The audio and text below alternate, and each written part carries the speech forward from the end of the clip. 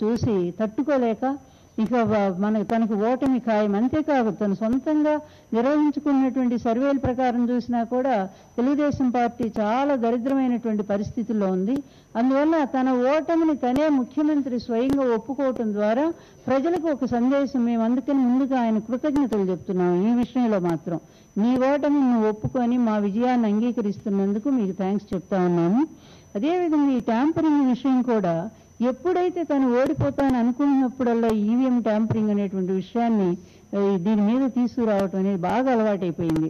2004 ఎలక్షన్స్లో వైఎస్ రాజశేఖర రెడ్డి గారు గెలిచారు. గెలిచిన తర్వాత వెంటనే మొదలుపెట్టాడు ఈవీఎం ట్యాంపరింగ్ జరిగింది అని చెప్పి.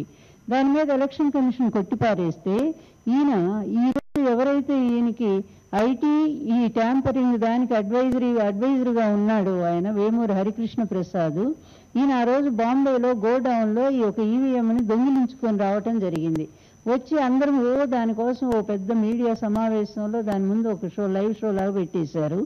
పెట్టినప్పుడు అది ఎలా ట్యాంపరింగ్ చేయొచ్చో అని చెప్పి చూపిస్తే ఈలోపు వాళ్ళు దొంగతనం చేసినందుకు కేసు పెట్టి శుభ్రంగా పంపించారు, అరెస్ట్ చేసి పంపారు, జైలుకు పంపించారు. అట్లాంటి అంటే ఒక దొంగని ఈవీఎం ట్యాంపరింగ్ దొంగతనం చేసినటువంటి ఈ వేమూరి హరికృష్ణ ప్రసాద్ అనేటువంటి వ్యక్తిని తీసుకొచ్చి వీళ్ళు దానికి ఐటీ అడ్వైజర్ అట, దేనికి ఈవీఎం ట్యాంపరింగ్ అండ్ ఐటీ దానికి అడ్వైజర్గా వేస్తారు. మొన్న పవన్ కళ్యాణ్ గారు కూడా ఒక మాట చెప్పారు, మనకు గుర్తుండే ఉంటుంది.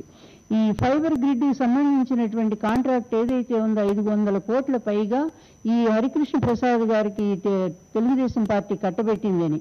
అదేవిధంగా 149 రూపాయలకి ఇంటికి నెట్వర్క్ ఈ టీవీ కనెక్షన్ అన్నీ ఇస్తామని చెప్పి మోసం చేసినటువంటి దాని మీద కూడా అది ఒక కేసు నడుస్తా ఉంది. ఏంటండి వీడియో నచ్చిందా?